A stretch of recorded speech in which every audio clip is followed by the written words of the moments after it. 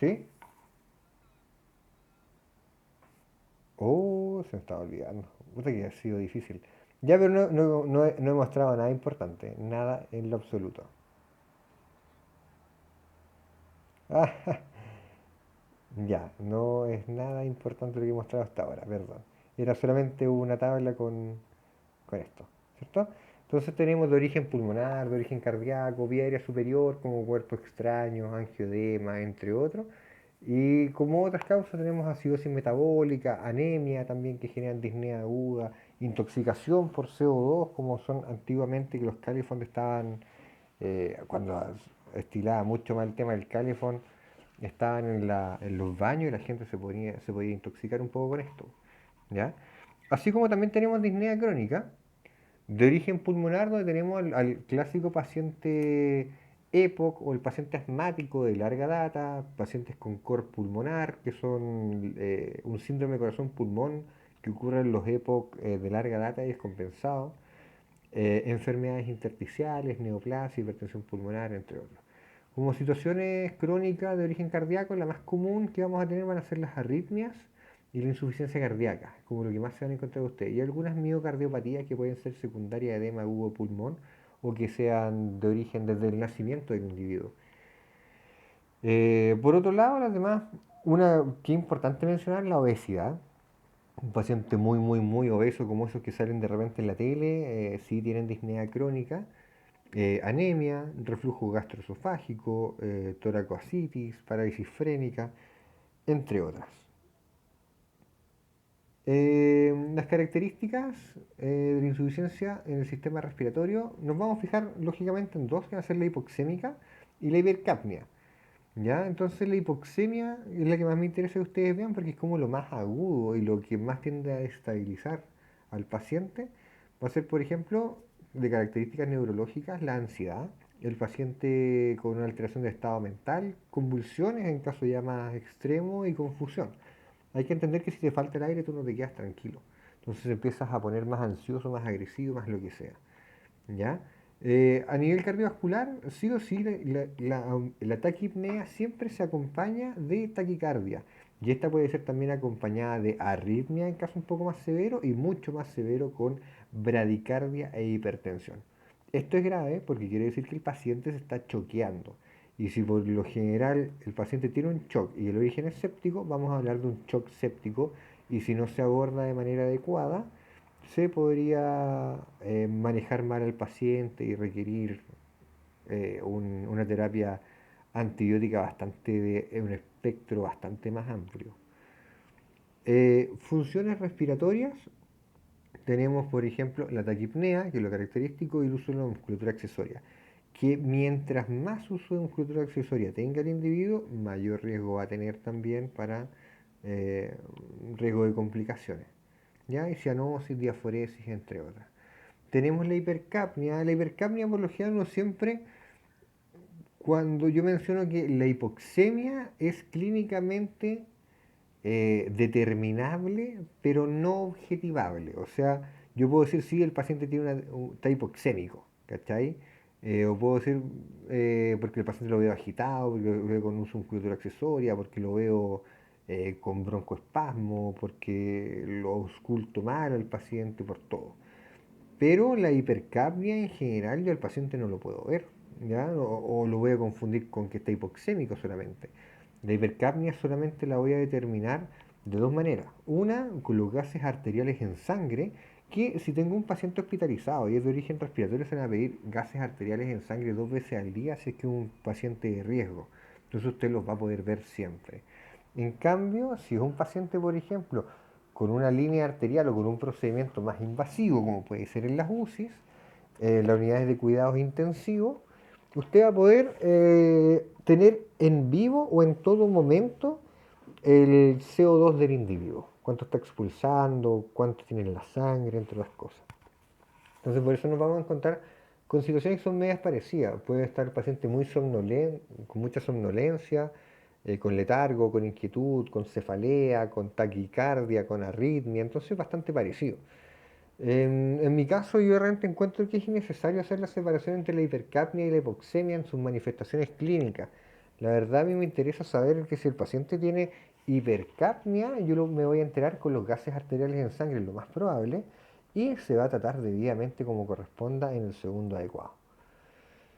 Tenemos entonces los gases arteriales en sangre, que les había mencionado más de una vez, que a diferencia de los exámenes de sangre normal que se toman en las venas, esta se toma en las arterias. En el gas arterial en sangre, a diferencia del que se toma en la vena, el que se toma en la vena no duele nada. Solamente puede que sea un poco cobarde y me dé miedo, pero si lo tratamos de objetivar este dolor, no es tan doloroso, ¿ya?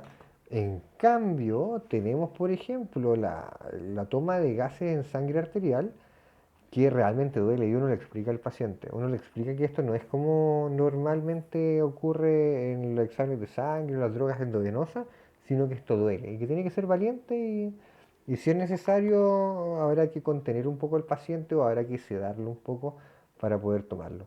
Ahora, tampoco es para, no es como fracturarse un hueso ni nada, pero es molesto.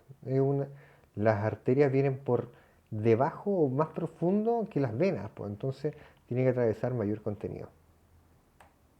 Y lo otro es que si de repente por paleteada en el hospital cuando ustedes trabajen ahí le dicen, oiga, vaya a dejar estos exámenes por si está desocupado al laboratorio, usted toma todas las medidas de resguardo, se pone los guantes, lo mete en un cooler con un cold pack o con hielo y usted va rapidito porque como es sangre, se coagula. Y lógicamente yo no es lo mismo que tomar un examen de sangre en una vena, que puedo llegar y retomar, da lo mismo, total, no duele tanto. No es correcto, obviamente, pero no duele tanto. En cambio, un gas arterial en sangre que se te vaya a coagular, porque es sangre, que se te vaya a coagular y que te digan, no sé, que el examen está malo, es para tirarse el pelo del paciente, ¿cachai? Que digan, oiga, sabéis que lo vamos a tener que tomar de nuevo, no hace mucha gracia. Entonces tenemos los gases en sangre y cuáles son sus valores normales. De partida voy a mencionar lo siguiente. Yo les he mencionado que insuficiencia respiratoria aguda parte de 60 milímetros de mercurio hacia abajo. Cuando uno hace un análisis gasométrico de los gases arteriales en sangre, por lo general se rige en base a los parámetros que tiene el laboratorio. Y muchos laboratorios te dicen que a partir de los 80 milímetros de mercurio se habla de insuficiencia respiratoria leve.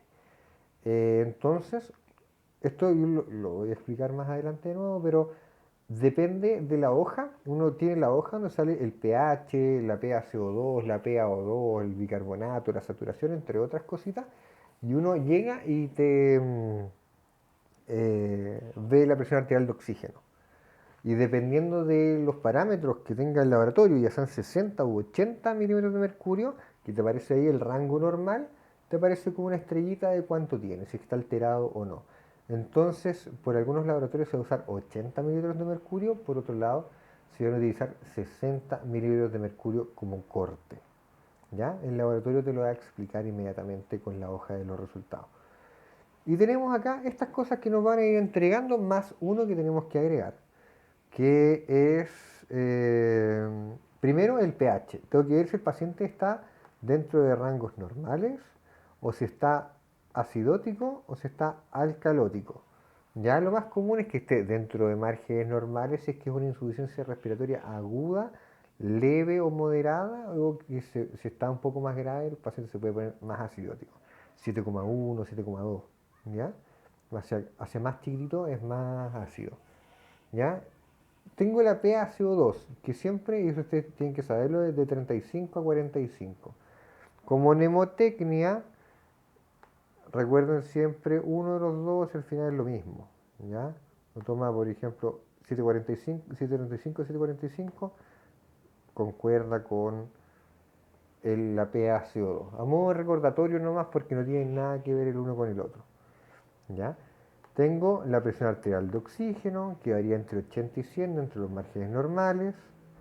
Tengo el bicarbonato, que el bicarbonato funciona como tampón. Si el paciente está acidótico hace mucho rato o tiene una PaCO2 elevada que también nos genera acidosis, mucho rato el riñón empieza a funcionar, tirando bases, que son el bicarbonato, cosa de poder llevar hacia el margen normal el pH.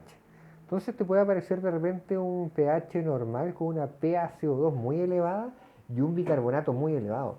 Quiere decir que el paciente está compensado, ¿ya? O está en vías de compensación, que el riñón está trabajando para darle homeostasis al cuerpo.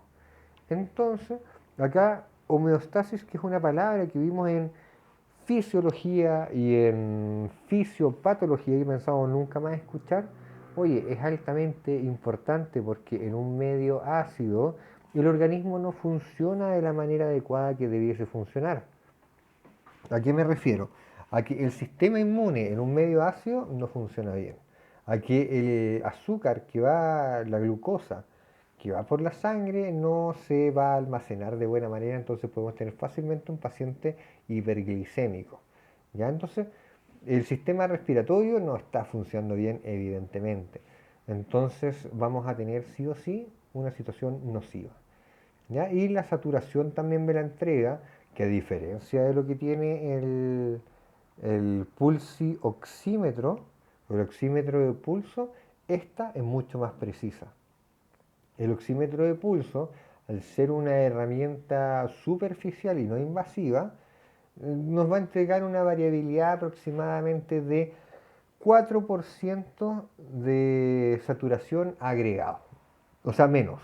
¿Ya? Entonces, por lo general, si lo normal es que si un paciente está saturando en 90, con oxímetro de pulso, lo más probable es que esté saturando 94.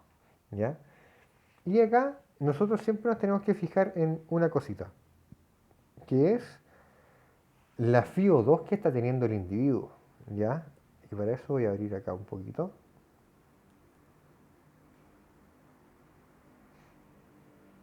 la calculadora. En fin, a ver cómo. Yo tengo mi calculadora. eh,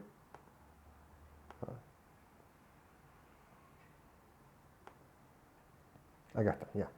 Entonces tengo la calculadora y tengo que primero que todo sacar la PAFI. La PAFI yo les comentaba que era como un predictor de cómo está funcionando el alveolo en el traspaso alveolo capilar o el gradiente alveolo arterial. Entonces, si tengo una patología con un gran compromiso del gradiente alveolo arterial, voy a tener dificultad en el paso del oxígeno desde el alveolo a la sangre. Entonces, mientras más difícil es este paso, más complicado va a ser el individuo para mí. Y para eso existe la PAFI, la presión arterial de oxígeno dividido en el FiO2 que está recibiendo el paciente. Entonces, pongámonos en un margen de normalidad. Hablemos de mí en este caso. Si yo me tomo los gases en sangre y obtengo que tengo un 80 milímetros de mercurio de oxígeno, vamos a sacar la PAFI, que es presión arterial de oxígeno 80, dividido en el FiO2. Y si yo estoy sin oxígeno, vamos a considerar que mi FiO2 es de 21%, porque es aire ambiente. Y lo divido por 0.21. ¡Pop! Y me da 380. Sobre 300 en el índice de PAFI, nosotros hablamos que estamos en un margen total y completamente de normalidad. Entonces no tengo ningún problema. Y eso que lo calculamos con una presión arterial de CO2, o sea, de oxígeno, de 80 y que posiblemente yo estoy más cercano al 100. Entonces, todo ok. Pero, si lo calculamos nuevamente, yo digo, yo soy Mauricio Barros, por ejemplo, estoy inmunosuprimido, por ejemplo, tengo SIDA o VIH y tengo una neumonía y estoy en este momento con 2 litros de oxígeno. 2 litros de oxígeno, como lo vamos a ver más adelante en esta presentación, equivalen a 28% de FiO2.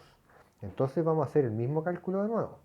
80, que es la presión arterial de oxígeno que tengo yo en este momento, lo divido en 0.28 y mi PAFI cambió casi en 100 puntos. Entonces me dice que yo ya no estoy bien, que hay una afección pequeña de la barrera hematogaseosa, puede ser producto por una neumonía, ya hoy estamos más cercanos a la normalidad, al 300, entonces no hay ningún problema, mantengámoslo así, Lógicamente hay que observarlo, no es necesario intubarlo, hay que mantenerlo con la misma cantidad de oxígeno, todo bien. Ahora, la misma situación, pero yo le estoy administrando 50% de FiO2 y este viejo lleva 3 4 horas así y no mejora. Lo divido en 50%, 0,5, y me dice que mi PAFI es de 160. Y si yo he tenido tantas horas así y el paciente no mejora y es más, va empeorando, oye, con 160 la PAFI me dice a mí, compadre, ¿sabéis qué? Está en el límite. O lo intubas o no lo intubas. Yo te recomiendo intubarlo. ¿Cachai? Y contemplarlo con ventilación mecánica invasiva. ¿Ya? ¿Por qué? Porque es más fácil que intubarlo, dejarlo con ventilación mecánica invasiva por último 24 horas y después extubarlo a no haberlo intubado, esperar a que el paciente se choquee o se pare, entre un paro cardiorrespiratorio, hacerle RCP, dejar ese cerebro y ese corazón y esos pulmones sin oxígeno durante un buen rato y que se haga un daño irreparable o que se muera. ¿Ya? Entonces, eh, es mejor en esos casos pensar en intubar al paciente y sacarle el tubo. ¿Sí? ¿Sí?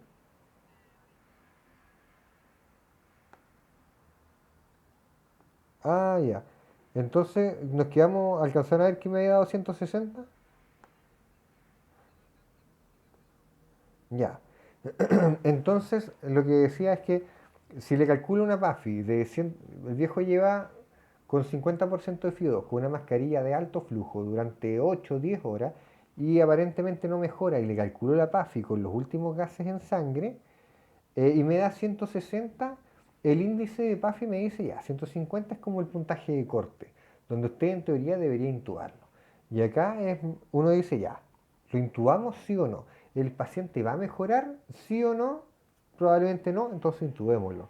Porque es más fácil tenerlo intubado durante 24 horas y sacarle el tubo y decir, pucha, ya quizás no debimos intubarlo, mejoró solo el viejo a decir no lo intubemos, que pasen 24 horas, que el paciente se choquee y haga un paro cardiorrespiratorio y que mantenga una hipoperfusión cerebral, cardíaca y pulmonar con daños irreparables o incluso hasta la muerte. Que quede el paciente por no tomar yo esa decisión o por no saber pronosticar lo que va a pasar, que el paciente quede muerto o que el paciente quede con un daño neurológico de por vida. Eso. Entonces vamos a tener en base a lo que normalmente laboratorios utilizan de puntaje corte para hipoxemia, el 80 milímetros de mercurio, que no es lo mismo que insuficiencia respiratoria aguda, pero hipoxemia leve entre 70 y 80, hipoxemia moderada entre 61 y 70, hipoxemia grave entre 45 y 60, hipoxemia muy grave menor a 45. Y por ende, hipercapnia se va a considerar todo lo que esté sobre 45 milímetros de mercurio. ¿Ya? Eso.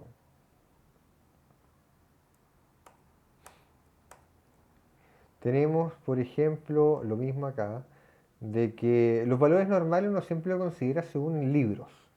Ya, y los libros me dirían que yo tengo 100%, o sea, 100 milímetros de mercurio de presión alveolar de oxígeno. Pero la verdad es que yo tengo 31 años, lo multiplico por 0,4 y esto se lo resto a 96.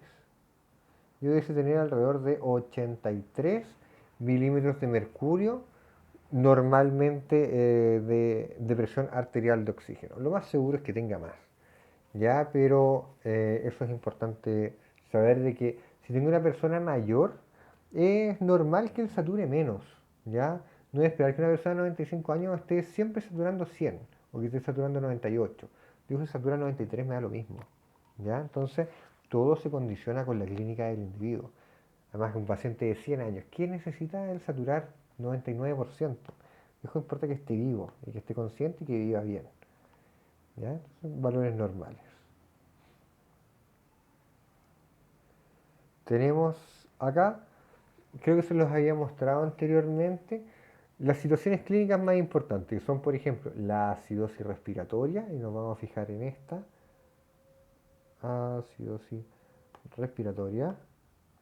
¿Qué es acidosis respiratoria? Primero tengo que saber que acidosis es un pH bajo. Entonces lo primero que voy a ir a ver es el pH.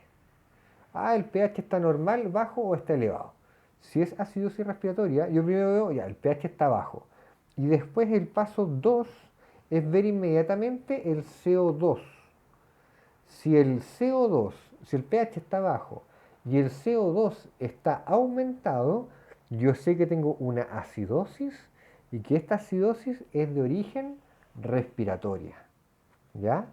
Con el paso de las horas, el bicarbonato va a empezar a aumentar, porque tiene que compensar esto y quiere agarrar el pH y llevarlo a la normalidad.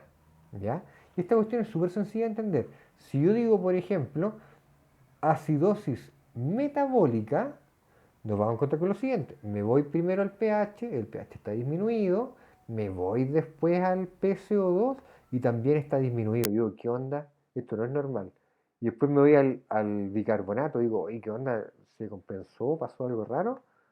Y digo, ah, está disminuido. Es una acidosis metabólica. Está ocurriendo algo en el organismo, como una insuficiencia renal, por ejemplo, que me está produciendo acidosis metabólica. Entonces el paso número uno es siempre ver el pH. ¿Está acidótico o está alcalótico? Paso 2, voy a ver el PCO2. Si está elevado es respiratorio, si está disminuido es metabólico. Y así se concluye si el paciente está en acidosis metabólica o está en alcalosis metabólica, o acidosis respiratoria o alcalosis respiratoria. Y es importante saberlo. Si yo trato a este paciente, ¿qué nos vamos a encontrar nosotros? Nosotros nos vamos a centrar más en esto, en la acidosis respiratoria. Si un paciente está acidótico respiratorio, lo primero que vamos a hacer, ya, a ver, paremos.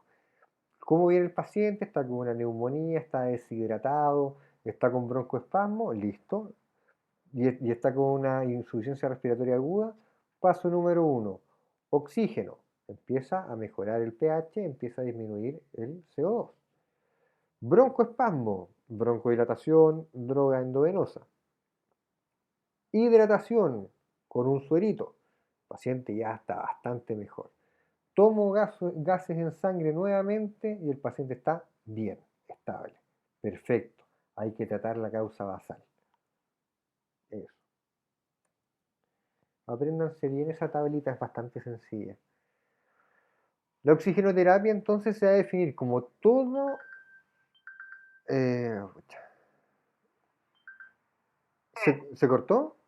sí, se Oh, cortó. qué raro, ya. Al tiro, al tiro. Ya.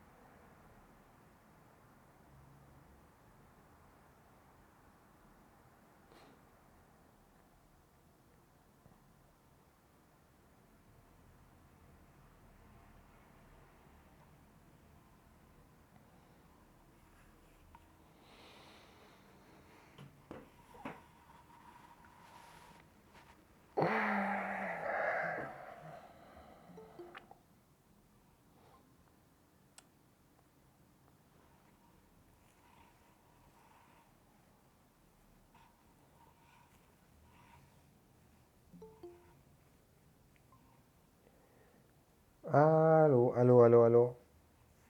Ya, Ahí sí, profe. ya, no sé qué pasa, no tengo idea. Me conecté ahora Sí, con... se empezó a quedar pegado y después ya se salió. Chuta, qué lata. Ya, entonces creo que habíamos quedado... Voy a compartir la pantalla. Presentar toda la pantalla. Permitir. Y creo que quedamos por acá. Aquí quedamos, ¿cierto?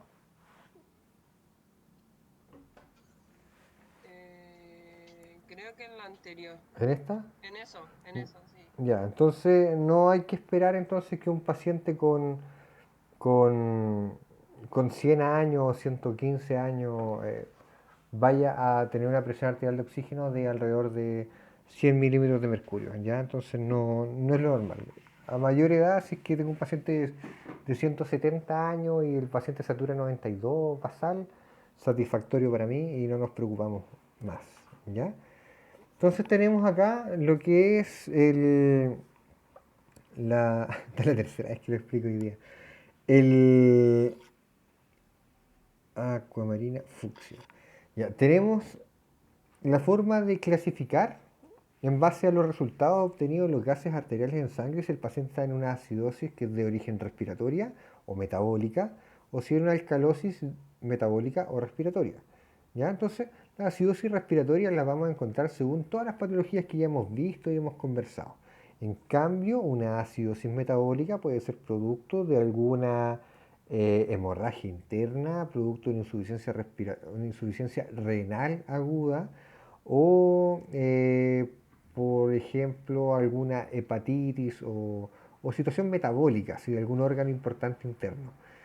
Lo respiratorio, ya les comentaba, neumonía, crisis asmática severa, exacerbación de EPOC severo, entre otros.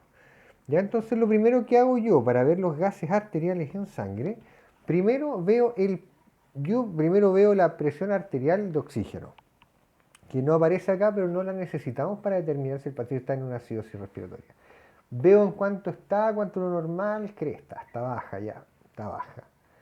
¿Ya? ¿Cuánto? Da lo mismo en este caso. Primero veo el pH. Si el pH está bajo, vamos a hablar de acidosis y si el pH está alto, vamos a hablar de alcalosis. Lo más común es que se vea una situación de acidosis. Lo segundo que tengo que ver es el CO2. Si el CO2 está aumentado, yo puedo decir que la acidosis es de origen respiratorio. Así de fácil. ¿Ya?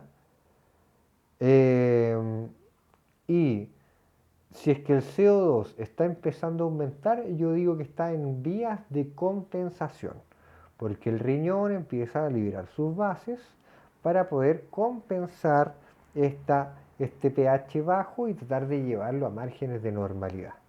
Entonces este paciente puede ser un paciente que viene por una crisis asmática, viene sibilante, taquipneico, saturando mal, entre otras cosas.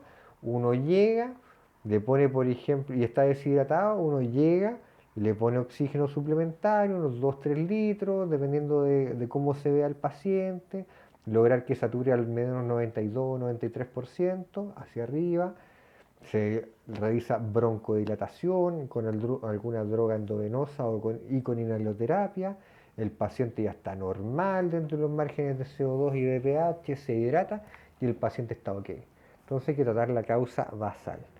Por otro lado, si una acidosis metabólica, va a encontrar con un pH bajo, porque es ácido, pero tenemos una CO2 baja o normal y un bicarbonato que tiende a la baja, porque se está perdiendo bicarbonato, ya porque es metabólico. Entonces es muy fácil de entender este recuadro, muy fácil, porque primero vemos el pH y decimos ácido, base, ácido. ¿El CO2 está elevado? Sí, respiratorio. Acidosis, respiratorio, en vías de compensación. Nada más. Es súper sencillo. Y si es que está el bicarbonato está normal, quiere decir que aún ni siquiera es muy agudo. Entonces todavía no empieza a trabajar el organismo para compensarlo. Es así de sencillo. Oxigenoterapia, entonces, tenemos lo que es la FiO2, que corresponde al 21%. ¿Ya? El resto de los gases es nitrógeno y material particulado y CO2. De eso no tenemos ningún problema. Cuando nosotros vemos una evolución o un escrito de parte de un kinesiólogo en una ficha de un hospital, ponemos, por ejemplo, paciente con broncoespasmo, bla, bla, bla, bla, con FiO2 al 21%. Eso quiere decir que el paciente no está conectado a oxígeno, está con aire ambiental. Si dice tiene una FiO2 de 24%, el paciente está con 1 litro de oxígeno. Ya lo vamos a conocer a continuación por qué. Si está con 28%, con 2. La finalidad de ingresar oxígeno suplementario es aumentar la presión alveolar de oxígeno por sobre la basal, generando un gradiente de presión mayor. Por lo tanto, el oxígeno que ingresemos deberá ser mayor a la FiO2 propia del aire ambiente. En situaciones de demanda ventilatoria aumentada, disminuiría el oxígeno, el trabajo ventilatorio, el uso de musculatura accesoria, entre otras. Y también va a disminuir el trabajo miocárdico porque el corazón siempre trata de, si hay poco oxígeno, tengo que bombear más y más sangre para entregar esa cantidad de oxígeno de manera acorde. La FiO2 entonces, cuando nosotros aumentamos la FiO2, que la única manera de hacer esto es a través de oxigenoterapia, ya sea por cánula nasal de alto flujo, bajo flujo, ventilación mecánica invasiva o no invasiva, como sea, siempre voy a estar administrando oxígeno. ¿Ya? Aparte de gas, aparte de presión de gas, voy a estar administrando oxígeno. ¿Y cómo se traduce esto? Se incrementa la tensión de oxígeno alveolar, disminuye el trabajo ventilatorio y disminuye el trabajo miocárdico para suministrar oxígeno al organismo. Tenemos el índice de Kirby o lo que se llama PAFI. ¿Ya? La PAFI sería entonces, este es el alveolo y esto es la arteria, ¿cierto? El capilar. Entonces, cuando nosotros hablamos de que aquí hay 100 milímetros de mercurio de presión arterial de oxígeno, deberían pasar 100 hacia la sangre y distribuirse de manera adecuada en el organismo. Cuando hay algún engrosamiento, por ejemplo, una neumonía importantísima, ¿ya? Neumonía importante, o que se reduce el área de intercambio, tenemos, por ejemplo, 100 por acá que llegan al alveolo y cruza súper poco, cruza, por ejemplo, 20. Entonces el gradiente alveolo arterial, y así se escribe, gradiente alveolo arterial, está afectado. Quiere decir que la PAFI está afectada. Y la PAFI es esto, gradiente alveolo arterial.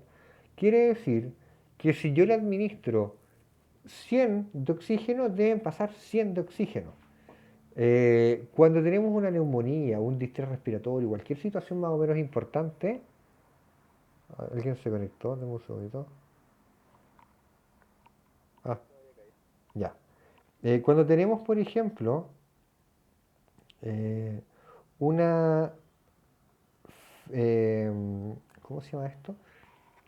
Cuando tengo alterado la membrana alveolo capilar, por más yo le voy a estar poniendo más oxígeno, va a pasar poquito, y le subo y pasa otro poquito más. Entonces se ve afectado y el paciente empieza a necesitar más y más y más oxígeno porque el pulmón no está bien, el paciente está distresado. Entonces yo calculo la PAFI. Y la PAFI nos dice que el paciente en cuanto a un distrés respiratorio respecta, nos va a decir que mayor a 300 es normal, de 300 a 200 estamos en un distrés leve, de 200 a 100 estamos en un distrés moderado y en severo, que es menor a 100, ya estamos mal, idealmente hay que intubarlo. Uno desde cuando tiene la PAFI en 150, yo empiezo a pensar, ¿lo intubamos o no lo intubamos? Porque no esperemos a llegar hasta un margen tan bajo para intubar a un paciente. Hay que ver los factores pronósticos. Si el paciente va en mejoría, no lo intubemos. Si el paciente está empeorando en cada momento y usted cacha que la radiografía está peor que antes, que los gases arteriales están peor que antes y que ahora el paciente está necesitando mayor concentración de oxígeno, entonces intúbenlo antes de tiempo. ¿Ya? Entonces eso me dice la PAFI, de que no está pasando una cantidad acorde de oxígeno por la barrera alveolo arterial por ABC motivo, porque hay neumonía, porque hay mucho broncoespasmo, ya porque hay un neumotórax, porque hay un montón de casos, pero no se refleja, normalmente se debería reflejar la concentración que está en el pulmón con la concentración que está en la sangre. Eso es lo normal. Cuando la concentración que está en el pulmón es normal o alta y la de la sangre es baja, es porque hay una alteración pulmonar importante y que hay que corregir. Entonces la PAFI es un buen predictor de distrés respiratorio y a medida que está más distresado el paciente, hay que intubar al paciente.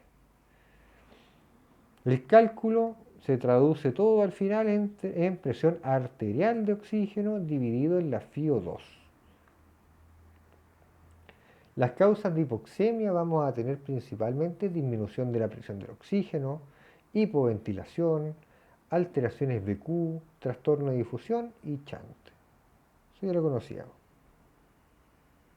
La hipoxemia, como se puede ver acá en la tablita, o sea, en la imagen, vamos a tener un paciente cianótico.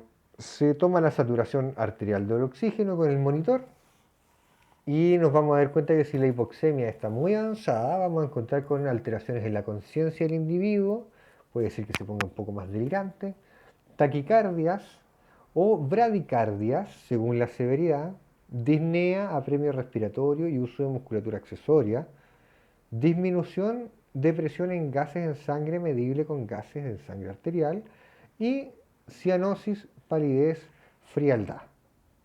¿Ya? A medida que es mayor la hipoxemia o la insuficiencia respiratoria aguda, no son sinónimos. Hipoxemia quiere decir que en la sangre hay poca cantidad de oxígeno, nada más. ¿Ya? Pero insuficiencia respiratoria aguda es el comportamiento clínico del individuo más los estándares gasométricos. La clasificación. Entonces vamos a tener normal hasta 80 milímetros de mercurio, hipoxemia leve 60 milímetros de mercurio, hipoxemia moderada entre 40 y 60 y vamos a tener hipoxemia grave bajo los 60. Nosotros siempre nos fijamos como punto de corte 60 milímetros de mercurio. Y llegamos ya habiendo hablado de todo lo que tenga que ver con la insuficiencia respiratoria aguda y con la hipoxemia, vamos a ver lo que son las formas de administrar el oxígeno. Tengo distintos aparatajes por los cuales puedo administrar oxígeno, ¿ya? Como los clásicos cilindros, tanques o balas, un balón de oxígeno. Tengo el concentrador de oxígeno y tengo el oxígeno líquido. Ya cada una tiene ciertas particularidades, pero lo que tienen todas en común es que todas nos pueden entregar un FiO2 sobre el 21%. O sea, todas entregan oxígeno suplementario. Algunas son limitadas y se agotan y hay que recargarlas. Otras son ilimitadas, pero usan corriente. Y otras son recargables, muy prácticas y bonitas, pero son muy caras. Entonces, por ejemplo, acá tengo el concentrador de oxígeno y tengo el concentrador abajo y el tanque o el balón de oxígeno lo tengo arriba. ¿Ya? El balón de oxígeno es un cilindro que contiene cierta cantidad de oxígeno a cierta presión. Lo que sí, todo el oxígeno que está acá está en un 100% de concentración. Y a medida que yo lo voy administrando según los litros que yo le ponga, más la interfaz que yo utilice, el tipo de mascarilla, vamos a ir graduando esta FiO2 desde 24% en adelante. ¿Ya? En cambio, tenemos, por ejemplo, los concentradores de oxígeno que transforman el aire ambiente, lo transforman al oxígeno y lo concentran, o sea, no es que lo transformen, sino que lo concentran y lo disparan a una concentración mayor, ¿ya? Pero no, los concentradores de oxígeno pueden entregar oxígeno de bajo flujo solamente. No puedo pensar en meterle 15 litros al individuo, no puedo pensar en meterle un oxígeno muy acelerado, sino que es para pacientes crónicos con baja demanda de oxígeno o pacientes que usan oxígeno nocturno. Tengo por otro lado los tanques de oxígeno líquido, depósitos de oxígeno líquido, que nos entregan hasta 2 litros, que es súper bajito, pero son súper llamativos, son súper prácticos, son súper cómodos, son súper agradables, nos entregan hasta 7 horas de un flujo de 2 litros, eso quiere decir que nos entrega 14 horas de flujo de 1 litro, eh, y esto nos puede entregar, por ejemplo, si el paciente requiere oxígeno crónico o requiere ciertos episodios de oxígeno durante el día, el paciente lo saca de la mochila del banano, lo administra, por ejemplo, en su centro de trabajo, o si el paciente está escalando o el individuo está escalando el monte Everest, saca esta cuestión, respira un poco y sigue su camino. ¿Ya? Entonces es súper cómodo para entregar episodios de oxigenoterapia durante el día. ¿Ya? Inconveniente, gran parte de los clínicos nunca hemos visto uno porque son súper caros. ¿Ya? Entonces, mientras más caro, más difícil de ver. ¿Ya? No lo entrega la salud pública para nada. Su alto costo y requieren recarga. La recarga es sencilla, pero es probable que te puedas pasar a quemar porque aumenta la temperatura de la cuestión. Entonces tenemos tres tipos: balón de gas, oxígeno líquido y concentrador de oxígeno. Cada una tiene ventaja y cada una tiene desventaja. El más común y el que le damos más como caja es el balón de oxígeno. ¿Ya? El costo inicial es moderado, pero si nosotros somos partidarios de la salud pública y necesitamos oxígeno domiciliario, existe el programa de hospitalización domiciliaria donde el mismo hospital te entrega el cilindro, te entrega todo y te lo recarga. Entonces no tienes gasto. El costo de mantención moderado, si es que uno compra de manera particular. La portabilidad es de uso domiciliario, aunque hay algunos que son de 16 litros que son súper cómodos para transportar. Y disponibilidad es amplia, o sea, donde más vamos a ver es este.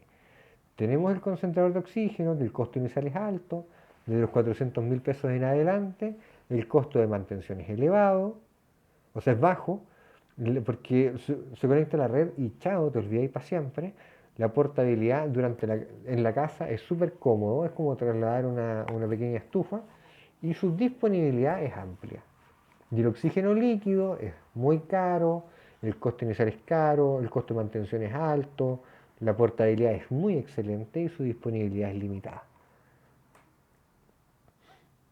Oxígeno de bajo y alto flujo. ¿Ya? Entonces tenemos dos formas de administrarlo. Hay que entender que el flujo es la velocidad con la cual se administra un gas o un líquido, con el cual fluye. ¿Ya? Es solamente velocidad. Concentración nos va a hablar de la cantidad de oxígeno, flujo de su velocidad. Nosotros solamente vamos a necesitar alto flujo cuando tengamos un paciente muy apremiado, que está respirando. Entonces nosotros, ¿qué hacemos? Disminuimos los volúmenes de espacio muerto, ese choque de aire inspirando versus expirando, que no llega a depositarse todo en el alveolo. Nosotros le estamos metiendo una concentración de oxígeno elevada con una alta velocidad, entonces cómodo para el paciente. Por otro lado, bajo flujo, nosotros podemos entregar concentraciones de oxígeno no tan bajas, hasta 36% aproximadamente, de manera cómoda, pero a personas que no tengan una demanda ventilatoria muy elevada, que no tengan uso de musculatura accesoria, entre otras cositas. Entonces tenemos, por ejemplo, la cánula nasal o bigotera normal, que nos entrega entre 0,5 la verdad, y 6 litros, siendo de 0,5 hasta 4 litros confiable. De 5 y 6 litros ya no sabemos qué FIO2 estamos entregando, lo cual es un problema. No sabemos si realmente se está entregando todo su oxígeno, puede que se estanque la naricera, entre otras cosas. Por eso siempre te recomiendan naricera hasta 4 litros. No puede aumentar 2 litros más si es que no tienes algún otro sistema de oxigenoterapia y necesitas aumentar. pero en general en los centros de salud se utiliza hasta 4 litros y si necesita más, le cambio el tipo de mascarilla.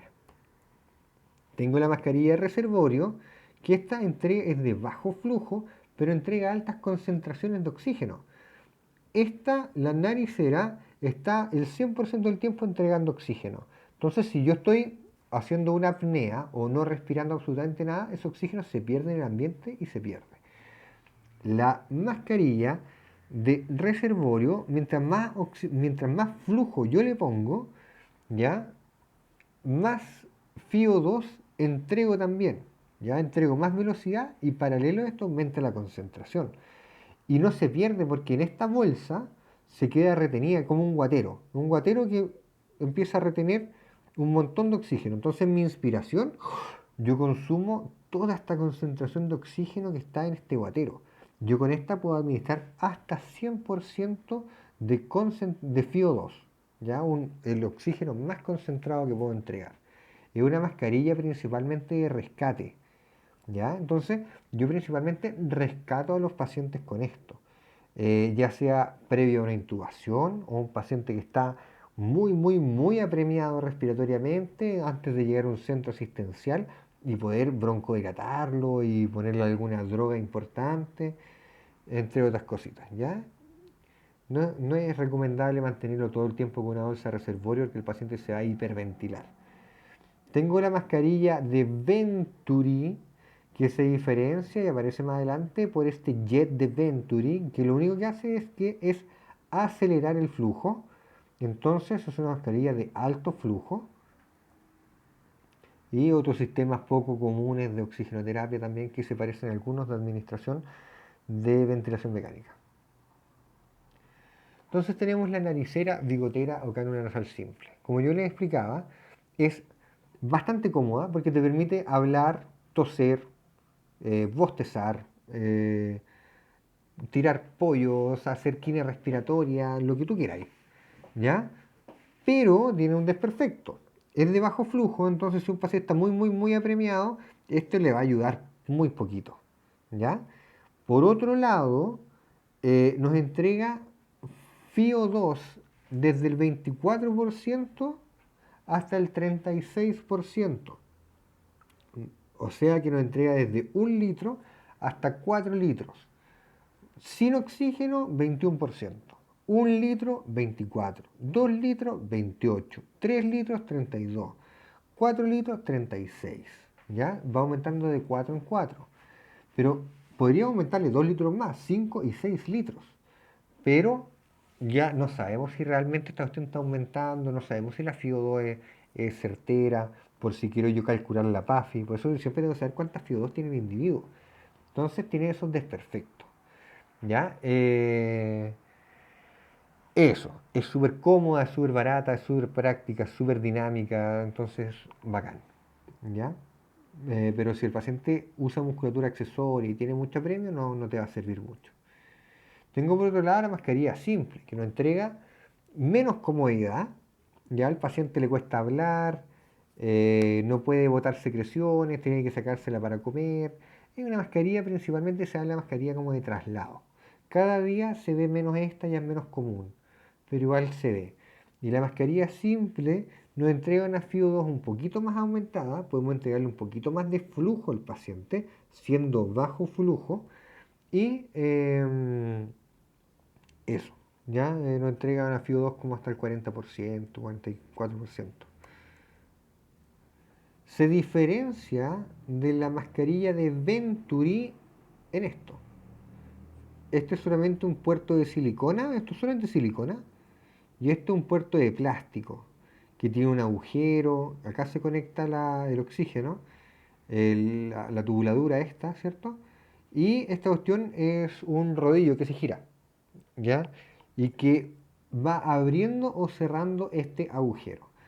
Se llama mascarilla de Venturi porque existe un fenómeno físico de los gases y de los líquidos donde se genera una mezcla de gases en este caso, donde el oxígeno viene por acá de manera idéntica, hasta acá, ¿cierto? Y se entrega de manera idéntica que una mascarilla simple. Pero cuando al estar abierto esto, se mezcla con el aire ambiente. Y el aire ambiente está por acá, yo tomo aire y se mete por acá. Y viaja. ¿Ya? Al mezclarse, la velocidad del aire o el flujo se triplica. 3 por. ¿Ya? Entonces se acelera mucho el flujo y el paciente logra suplir estas demandas ventilatorias aumentadas. Si usted se fija, acá viene graduado, dice 35%, 9 litros. Y este tiene una patita ahí. Entonces esto se gira. Y yo, por ejemplo, digo, ya, necesito ponerle más FiO2, lo giro y lo pongo en 40%, y al lado del 40% dice 12 litros. Entonces voy al oxígeno, le pongo 12 y lo giro acá y lo dejo acorde. Después, necesita más oxígeno. Lo giro una vez más, dice 15 litros acá en el dibujo, pum, y le pongo 15 litros al oxígeno. Entonces yo siempre sé cuánta FiO2 estoy entregando. ¿Ya? Y esto tiene dos tipos, uno blanco y uno verde. El verde me entrega bajo flujo, igual que la mascarilla simple, exactamente lo mismo. Y el blanco me entrega alto flujo, me entrega más FiO2 y más velocidad. El verde me entrega menos FiO2 y menos velocidad. ¿Ya? Entonces esta es la mascarilla Venturi, una mascarilla de alto flujo, o sea, alta velocidad. ¿Ya? Y con concentraciones que son de oxígeno hasta 50%. Tengo la mascarilla con reservorio, el reservorio se llama esta bolsa, este guatero que tenemos acá, donde nos dice lo siguiente: vamos a entregar muchos litros, ya, puedo entregar hasta 15 o más litros de oxígeno, litros, que a más litros significa mayor FiO2, puedo entregar hasta 100% de FiO2, esto me entrega desde 7 litros hasta 15 litros, con FiO2 que van desde el 40% hasta el 100%. Oh, bacán. Entonces es una mascarilla como de rescate. Le ponemos esto cuando tenemos el paciente súper ahogado. Ya, ¿qué hacemos? Oh, vamos a intubarlo, ya déjalo con un reservorio un rato. Uy, empecé a juntar los materiales con los demás. Lo intuban con el médico, lo conectaste al ventilador mecánico. Pum, listo. ¿Ya? Se estima que si yo ventilo a una persona durante al menos 5 o 6 minutos con 100% de FiO2, yo podría dejar a este paciente en apnea al menos 5 minutos sin que se muera.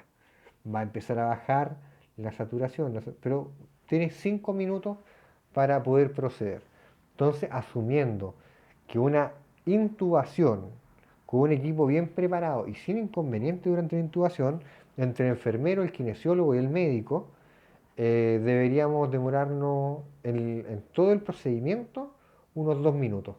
Entonces te deberían sobrar para desperfecto unos 4 minutos más. ¿Ya? Y ábranme los micrófonos un poquito, chiquillos. ¿Conocen o han escuchado la cánula nasal de alto flujo, esta imagen? No. ¿No, nunca? Ya. Que ahora con el COVID se ha puesto muy de moda, porque es un sistema de oxigenoterapia más avanzado que antiguamente se utilizaba bastante en pediatría y que nos permite entregar un verdadero alto flujo, muy alto flujo. Lo que hace esta máquina es aumentar mucho el flujo, nos permite con esta botella que está acá de plástico humidificar, humidificar el aire, lo entrega bastante húmedo y yo puedo con la pantalla, esto tiene una pantalla, yo puedo determinar cuánta humedad le quiero dar al aire y esto viene apoyado sobre una base calefactora, igual que las cafeteras. Y más encima tempera el aire, lo calienta. Y yo puedo calcular cuánta temperatura le doy, si es que le doy 31 grados, 35 o 37. ¿Ya? Entonces es súper bacán. Me entrega concentraciones de oxígeno que van desde el 21% aire ambiente hasta 100%. Me entrega un alto flujo calefaccionado y humidificado. ¿ya? Y se entrega a través de una naricera. Entonces es súper cómodo porque el paciente se puede mover un poco, puede hablar, puede bostezar, puede comer sin tener que desconectarlo, ¿ya? Por ejemplo, con esto me entrega 100%, pero con esto no lo puedo dejar al paciente todo el rato, tengo que tomar una decisión clínica. Con esto, sí, puedo mantenerlo. La idea es nunca entregarle una FIO2 más allá de 60% sin que haya una verdadera mejoría del paciente. ¿Ya? Pero bueno, todo es variable. Esta mascarilla, ahora en el episodio COVID, o sea, esta mascarilla, este método de oxigenoterapia, en el mundo COVID que estamos viviendo, está en todos lados. En todos los hospitales han llegado cánulas nasales de alto flujo porque han salvado muchas vidas. Con esta mascarilla tú la puedes poner y puedes pronar al paciente y dejarlo con una oxigenoterapia de alto flujo, pronado y el paciente interactuando con el medio sin que la mascarilla se le esté enterrando en la cara, con una FIO2 exacta y confiable y, eh, y todos felices, ¿ya? El único inconveniente es que de repente te entrega tanto oxígeno, tan acelerado, porque yo puedo determinar cuánto flujo le pongo con la pantallita, le voy a poner 60 litros de flujo, le voy a poner 50 litros de flujo, ¿ya? Eh, lo único fome es que si el paciente se tiene que intubar y no hay vuelta atrás, o sea que el paciente se tiene que intubar sí o sí, de repente estas cuestiones tú veis que lo mejoran y lo mejoran gasométricamente, pero basalmente el paciente está hecho pedazo. Muchas veces uno tiende a retrasar la intubación innecesariamente y al final se puede ver como un enlentecimiento terapéutico o una negligencia terapéutica.